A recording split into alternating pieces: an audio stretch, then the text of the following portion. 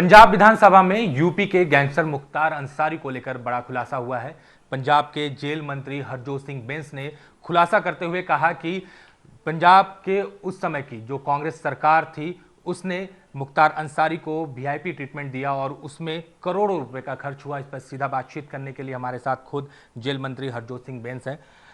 हरजोत जी, ये बताइए कि आखिर सदन में आपने कहा कि मुख्तार अंसारी को किस तरह पिछली जो कांग्रेस सरकार थी उसने वीआईपी ट्रीटमेंट दिया जिसमें करोड़ों का खर्च हुआ।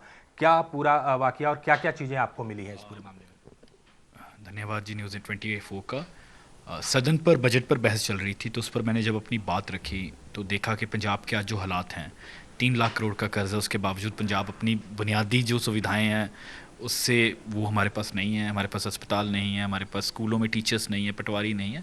तो इस सब देखते देखते जब उस पर भी बोल रहा था तो क्योंकि मेरे पास जेल डिपार्टमेंट भी है, मेरे पास एक फ़ाइल आई। सबसे पहले उस फाइल में लिखा था कि एक दुष्यंत दावे सीनियर एडवोकेट हैं कि उनका कोई बिल पेंडिंग पड़ा है और पंजाब सरकार बोलती है कि उनको 4,40,000 देना और उनकी तरफ से वो 45 और 55 लाख के बीच बिल आया हुआ है।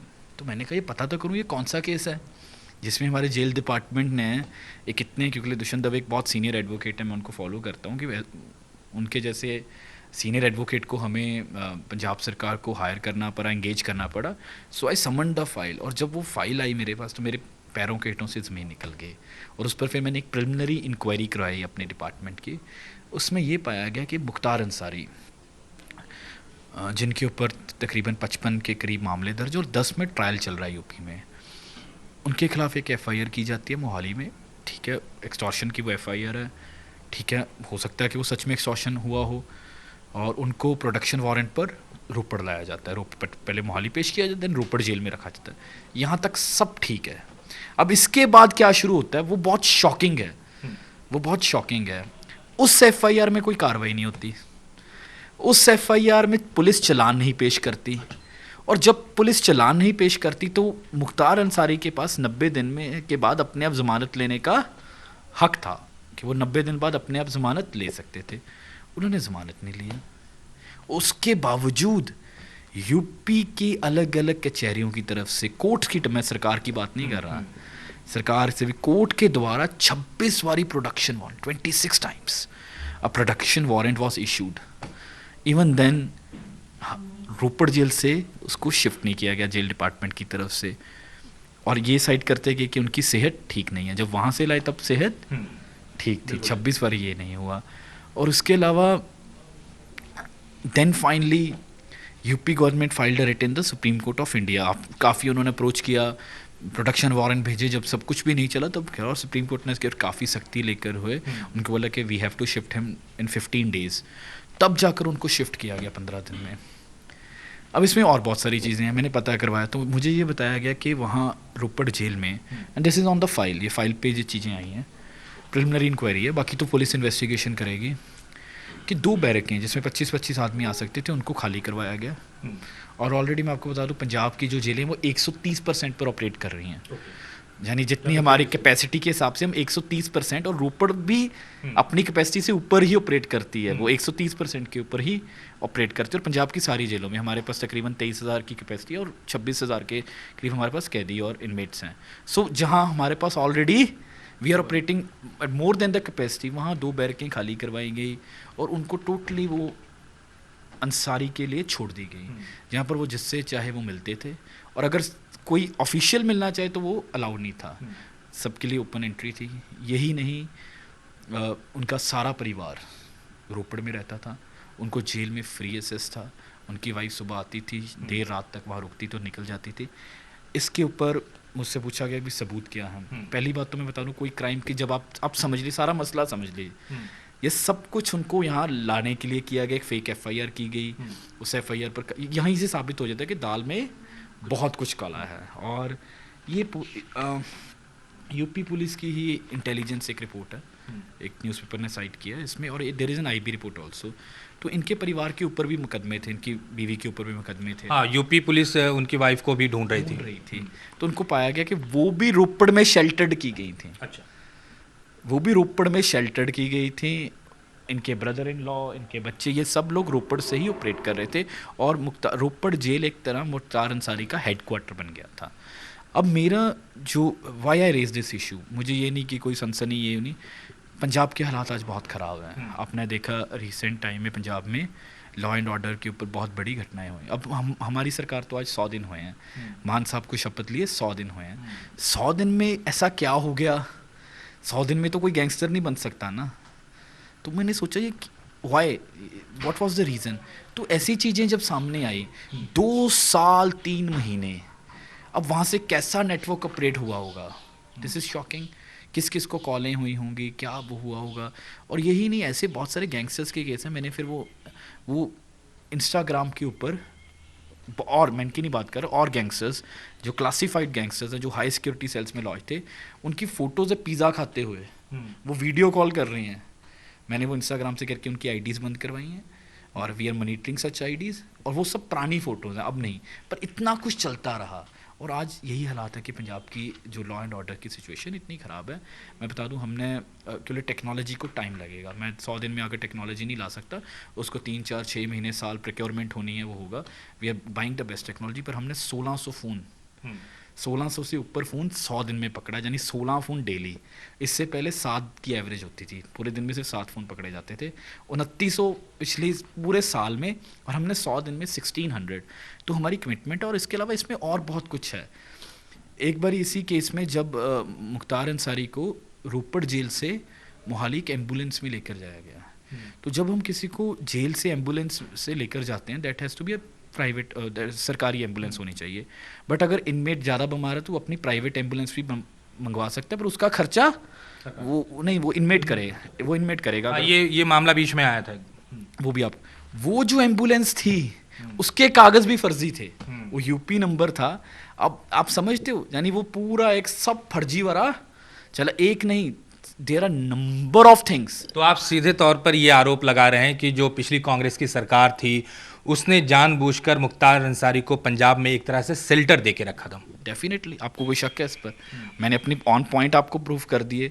सबसे पहली बात, अगर किसी को एक्सटॉर्शन, उस पर वो क्यों नहीं हुआ, उस पर चलान क्यों नहीं पेश हुआ? जब चलान नहीं पेश हुआ, उसने ज़मानत क्यों नहीं ली? और उसके बाद हम उसको 26 बार हम भेज क्यों नहीं रहते? क्या पंजाब सरकार बता देगी?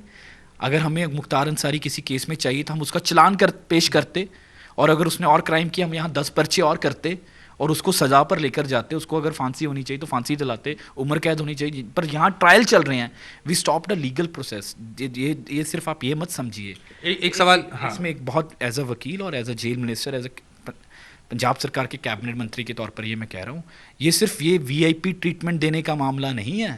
वीआईपी ट्रीटमेंट तो दिया ही दिया, एक अक्यूज्ड को बचाया गया लीगल प्रोसेस से। आप समझते हो, एक दोषी को एक लीगल प्रोसेस से प्रोटेक्शन, सरकार भी कभी प्रोटेक्शन देती है किसी को? 26 बार जब प्रोटेक्शन वारंट क्यों नहीं भेजा? और ऐसी क्या लोड थी, क्या ज़रूरत थी कि एक सीनियर एडवोकेट करने पड़ गए आपको, जिनकी 11 लाख की पेश बिल आया, जो हमें वो बिल अभी सीएम साहब के पास फाइल है। 11, अगर तो तारीख पड़ जाए, इफेक्टिव हेयरिंग है तो 11 लाख, अगर उस दिन हेयरिंग ना हुई तो 5.5 लाख, उसकी ड्राफ्टिंग का खर्चा 5.5 लाख, उसके और खर्चे 5 लाख, यानी 55 लाख रुपए पंजाबी क्यों दें? वो भी उस केस में जिसको आप कार्रवाई नहीं कर रहे, जिसकी आप इन्वेस्टिगेशन नहीं कर रहे। हमारे पास इतने और गैंगस्टर्स थे, हमारे गैंगस्टर्स तिहाड़ जेल में बैठे थे, वो आज फ़ोन यूज़ कर रहे थे, और इतना बड़ा इंसिडेंट पंजाब में हो गया, पंजाब ने अपना एक इतना काबिल बेटा खो लिया। उनको वहाँ से लाने के लिए तो आप वकील नहीं कर रहे। जो पंजाब के गुनाहगार हैं, हमारे गैंगस्टर्स अलग अलग जेलों में बैठे हैं देशों के, उनको तो आप लाने के लिए कार्रवाई नहीं कर रहे। और एक दूसरी स्टेट के गैंगस्टर जिसके ऊपर आपने कोई, आपके पास चलान भी नहीं है, उसको बचाने के लिए आप सुप्रीम कोर्ट में टॉप का लॉयर खड़ा कर रहे हैं। एक अमूमन जो नॉर्मल प्रोसीडिंग होती है कि आपको 90 दिन के अंदर एक उस पूरे जो भी आयु होगा इन्वेस्टिगेशन ऑफिसर, वो रिपोर्ट फाइल करता है। अगर उसमें कुछ नहीं मिलता तो वो बेल के लिए जाता है। तो क्या मुख्तार अंसारी बेल के लिए भी गए एक बार भी? नहीं, एक बार भी नहीं गए। डिफ़ॉल्ट बेल मिलनी थी उनको, सिंपल जाके, वो इतने के लिए मैं क्रिमिनल वकील भी रहा हूँ, तो अगर 90 दिन में चलान नहीं पेश हुआ था, पुलिस ने अपनी रिपोर्ट नहीं पेश की, तो आप 91st डे जा सकते हैं, 91 दिन जाएं, और आपको एक सिंपल, आपका वकील एप्लीकेशन लगाएगा, आपको बेल मिल जाएगी। वो भी नहीं ली गई। तो इसका मतलब दोनों तरफ से, तभी तो आप समझिए ना, तभी तो एक जाली एम्बुलेंस आ रही है। तो सब कुछ, ये पूरा एक यहाँ से एक नेटवर्क चला है गैंगस्टरवाद का 2 साल 3 महीने, जो मुझे, हम पंजाबियों का बड़ा दिल है, 55 लाख भी कोई बात नहीं है। द इशू इज़ बहुत बड़ा एक नेटवर्क चला है, and this is about the law and order of my state. ये मेरे क्षेत्र, मेरे राज्य के लॉ एंड ऑर्डर से जुड़ा मसला, इसलिए मुझे लगा कि पूरे देश को इसके बारे में बताना चाहिए। तो कहीं ये तो नहीं कि अभी जो हम हालात देख रहे हैं, क्योंकि मुख्तार अंसारी जैसा अगर गैंगस्टर पंजाब में है तो जाहिर सी बात है पंजाब में भी वो ऑपरेट करता होगा, तो खामियाजा अब आज की पंजाब सरकार भुगत रही है। तभी तो ये इशू रेज किया, और इसकी थॉरल इन्वेस्टिगेशन होनी चाहिए। उनकी वाइफ की बात करें तो आपने कहा कि वो रोपड़ में पूरा का पूरा उन्होंने एक सेंटर बनाया हुआ था। पंजाब पुलिस के अलावा अगर यूपी पुलिस भी ढूंढ रही थी, आईबी की भी रिपोर्ट थी, उसके बारे में जानकारी दें। मैं आपको बताऊं जी, उनके ऊपर भी उनकी वाइफ के ऊपर भी काफ़ी मामले दर्ज थे, और यूपी पुलिस उनको बार बार वारंट भेज रही थी, पर वो वहाँ से एब्सकॉन्ड कर रहे थे। उनके और भी परिवार वाले और इससे पहले भी मुख्तार और उनकी वाइफ अफसाना अंसारी, मुझे पता लगा वो इकट्ठे यूपी की जेलों में भी रह चुके हैं, और उनको एक बार इकट्ठे हार्ट अटैक भी आया था। तो there is a history of it also. तो वो जब एब्सकॉन्ड कर रही थी तब यूपी पुलिस की इंटेलिजेंस ऑफ एक रिपोर्ट है, वो ये कहती है कि वो रोपड़ में देखे गए हैं। तो उनको दिस इज, सिर्फ आपने अंसारी को वीआईपी ट्रीटमेंट नहीं दिया, सिर्फ आपने अंसारी को बचाया नहीं कानूनी प्रक्रिया से, आपने अंसारी के नेटवर्क यहाँ पर स्टैब्लिश किया, और उस नेटवर्क को बढ़ने फूलने के लिए आपने पूरा एक बेस दिया, आपने उसको एक बेस दिया। अब पंजाब सरकार क्या कार्रवाई करेगी इस पे? ये जैसे ये मामला है तो मैंने सदन में भी उठाया, और इस मामले को मैंने अपने मुख्यमंत्री, और उन्होंने बहुत ही इसको सीरियस मैटर मानते हुए I have sent a file, मैंने लिख के दिया कि इसमें एफआईआर होनी चाहिए, और स्पेशल कोई पुलिस की टीम बनाकर, एसआईटी बनाकर इसकी प्रोब होनी चाहिए। देखिए, इसमें पुलिस की अगर बात करें तो कहीं ना कहीं पुलिस महकमा भी इन्वॉल्व होगा। बिल्कुल होगा, तभी मैं कह रहा हूँ कि कोई पुलिस की स्पेशल इन्वेस्टिगेशन, कोई कॉम्पिटेंट ऑफिसर्स, कोई सीनियर आईपीएस ऑफिसर्स लगाकर, दिस इज़ क्योंकि देश की सुरक्षा के साथ जुड़ा मसला, इसको जरूर प्रॉप करेंगे। ठीक है, एक सवाल ये भी बनता है कि आपने कहा कि जेलों में अभी भी 1600 फ़ोन मिले हैं, इसका मतलब जो पंजाब के जितने भी जेल हैं वहाँ कहीं ना कहीं बड़ा लीकेज है, और अभी हाल फिलहाल में जो ट्रांसफ़र पोस्टिंग हुई है कहीं वो इससे रिलेटेड है? देखिए, जब तक अभी देश में कोई भी ऐसा राज्य नहीं है, ऐसी जेल नहीं है जो कह दे कि हम टोटली मोबाइल फ्री हैं, कोई ऐसी स्टेट नहीं जो ये दावा कर दे कि हम टोटली मोबाइल फ्री हैं। आपने देखा तिहाड़ दुनिया की सबसे बड़ी जेल है, बट वहाँ भी ओपनली मोबाइल्स होते हैं। बट हम पंजाब में ये कर देंगे, और पंजाब पहला ऐसा सूबा बनेगा, ऐसा राज्य बनेगा जहाँ हम कर देंगे। अभी क्या है कि अभी हमारे पास टेक्नोलॉजी नहीं है, so the only thing I can focus is on strict measures on the ground, वो हम कर रहे हैं, और उससे काफ़ी फ़र्क पड़ा है। मैं ये नहीं कहता आज 100% साफ़ हो गए, पर 90% की गारंटी मैं लेता हूँ कि आज 90% पंजाब की जेलें मोबाइल फ्री है। क्या होता है कि बाहर से थ्रोज आते हैं जी, बॉडी कैविटीज़ में मोबाइल ले जाते हैं, उसके लिए हमें इंफ्रास्ट्रक्चर चाहिए। We need the latest technology of body scanners, we need latest AI based mobile camera, अपना CCTV कैमराज, वी नीड, अब आप जैमर लगा दो तब भी मोबाइल फ़ोन चल सकता है, इतनी, बिकॉज एक जैमर की एक फीड होती है, वो 4G वाला जब 5G जाए वो नहीं चलेगा, 2G के बाद 3G आएगा, और इवन आप 5G जैमर्स भी लगा दो तब भी देयर आर ब्लैक स्पॉट्स, के लिए जेल एक बहुत बड़ा एरिया होता है। तो जैमर्स के ऊपर भी टेक्नोलॉजी आ गई है, RF आ गया, EMF आ गया, हम उन सब टेक्नोलॉजीज़ के ऊपर वर्कआउट कर रहे हैं, पर जब तक वो टेक्नोलॉजीज़ आती नहीं है, लग नहीं जाती, ऑपरेट होना शुरू नहीं हो जाती, तब तक जो हमारे पास है वो है आप ग्राउंड के ऊपर सख्ती करने के लिए। अब पंजाब की जेलों में दावा कर सकता हूँ, हमने VIP सेल ख़त्म किए। बड़े बड़े नेता, जो बड़े बड़े नेता हैं, वो जब मैं जाके जेलों में देखा, उनको फार्म हाउस से ही बनाया हुआ था, वो तो छुट्टी मना रहे थे। अब वो सब ऐसे सारे जो बैरक्स हैं वो बंद हो गए हैं, ऐसे जो जितने हैं वो सब, अब कोई कैदी है, कोई भी है, चाहे वो पॉलिटिशियन रहा है, गैंगस्टर रहा है, वो उसको जो as per jail manual facilities मिलनी चाहिए, ये नहीं कि किसी के साथ हम धक्का करते हैं, but whatever the jail manual सेल्स he will be treated as per it. अच्छा, मुख्तार अंसारी की अगर केस की बात करें तो ये सुनिश्चित कर रहे हैं आप लोग कि जो भी इसमें लोग होंगे, चाहे बड़े हों चाहे छोटे हों, उनको सलाखों के पीछे पहुंचाएंगे और इस पूरे मामले को बाहर लाएंगे? डेफिनेटली जी, बहुत सीरियस मसला है, इस पर कार्रवाई करेंगे। तो ये थे जेल मंत्री जिन्होंने कहा कि इस पूरे मामले पर इन्वेस्टिगेशन होगा और जो भी इसका जिम्मेदार होगा उसको सलाखों के पीछे पहुंचाएंगे। चंडीगढ़ से कैमरा पर्सन इंद्रजीत के साथ अमित पांडे, न्यूज़ 24। नमस्कार, मैं हूं मानक गुप्ता।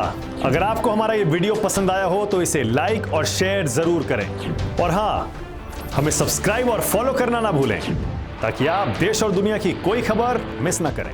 तो जुड़े रहिए हमारे साथ और देखते रहिए न्यूज़ 24।